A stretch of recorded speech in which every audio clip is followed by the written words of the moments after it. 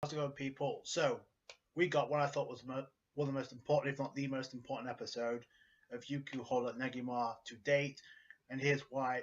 We got introduced to the connection between Tota and obviously now Fate, obviously. And the thing I found interesting the most was I don't go through the manga. I kind of felt like even though it was anime original, it kind of skipped ahead a few chapters because we went from Fate having a meeting with Yukihime and Jinbei in the previous episode to looking at not knowing what he was about. In this episode, the foe is probably the most broken character we've seen thus far in this series because he's able to take out all members of the UQ holder. So I think it skipped a little bit ahead when it comes to like pacing wise. So anyway, we start off with Kitty. I guess we get the full introduction and what her abilities are. And to be honest with you, the abilities are kind of broken. So she obviously wants to talk to Tota one-on-one. We get a funny little scene with Karin and obviously Kuramaru. We'll obviously follow the following episode where we go with Kitty, and I guess her personality is kind of like stuck up a little bit because she's like to Tota like sit and then bark like a dog. So she has a stuck up personality, but as we go along, we get introduced to her palette, and we also get introduced to what her abilities are, which are broken to be fair.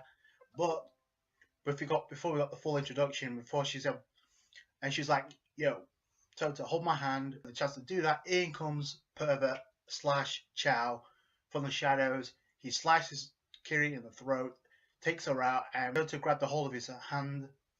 Grabbed a hold of her hand, and we come to find out that her abilities are she has like a video game like save point where before she dies she can leave a landmark where she was, and when she dies she'll be revived to that spot. So I thought that's kind of cool. She can reverse time, so I thought that's kind of broken. It kind of reminds me of Whis a little bit, only Whis can rewind 3 minutes and take a lot of people with him. We come to find out Kitty can actually take more than one person back in time, as long as she's able to make a landmark of where she was, and she has a drawback unless she's sealed. Like, plus she's willing to actually transport Karin, Tota, and of course Iku, and of course Kuramaru. So I thought, okay, that's kind of broken. It's like instant transmission, reversing time a little bit.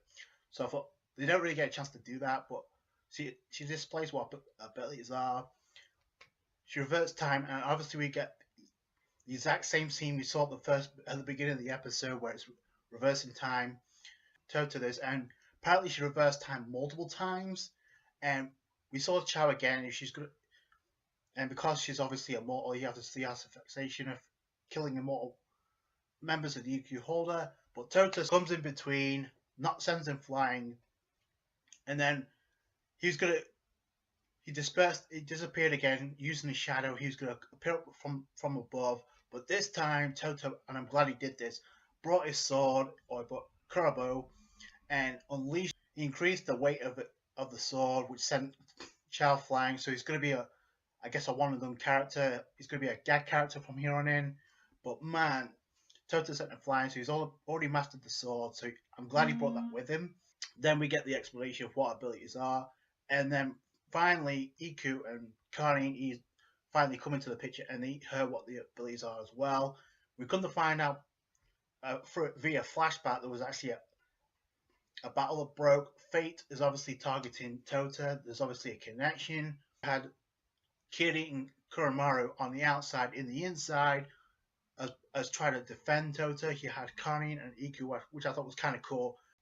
But unfortunately, these guys stand no chance. This dude is like beyond broken because his physical strength is impressive because he split Kuramaru in half, and he decapitated Tota. Literally, apparently he has different mage abilities. Number one, he's able to, I guess, use his abilities to turn Kiri and Tota into stone. Number two, he used his mage abilities to send, I believe, Karin into another dimension. He was able to warp her into another dimension, so that was kind of broken. We also get to find out what Iku's abilities are. He's able to lock on. He's got a robotic features where he can lock onto satellites and to target. It's just one big mess to try and avoid Fate from kidnapping Tota.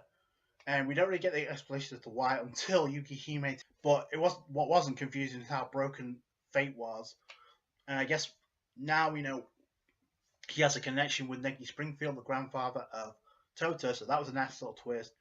Obviously, he may be the second user of the Magi Aregia, which was kind of foreshadowed a couple of episodes ago, but now I think it's kind of confirmed, given the fact he was helping out.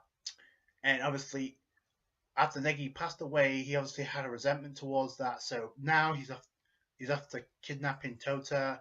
I don't know why, and we got a clearer picture now, a clearer understanding of what's going on, and that's why I said this is the most important episode we got on today. I already was looking to turn Tota into stone.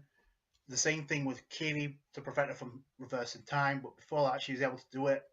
So that's kind of cool. She's able to put in the work and get everybody the hell out away from at least away from Tota. Then they get the explanation of what the plan is to have since Tota's obviously the one that Fate wants.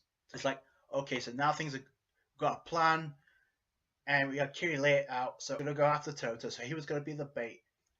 Connie, obviously, Iku was gonna provide us backup. Kuramaru was gonna come in as well.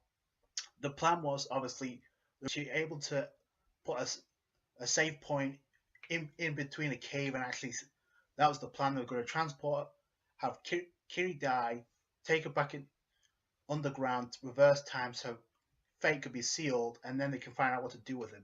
So I thought that was kind of a plan. However, the fact that they revealed it, kind of figured out that it wasn't going to work. Because when you have a plan and it's not explained, usually it goes well. When you explain it in full detail with everybody seeing, it won't. Turns out that's the case. We have Fate arrive as planned, and not only that, we have the friends from the countryside of Tota appear, and now it's a stalemate because he can't do anything right now. So now, on top of that, he was kind of distracted by what Yukihime told him about Negi being close with Fate, and for whatever reason, now he's looking to kidnap him. So that distracted him from the cliffhanger. It doesn't look good right now, and this is obviously the most interesting episode we've had to date. So I can't wait to see what happens next. This obviously looks like a broken character. So that's it from me. Thank you so much for watching. Like this review if you did appreciate that. Subscribe to the channel for more UQ Holder. Catch you guys later. Bye.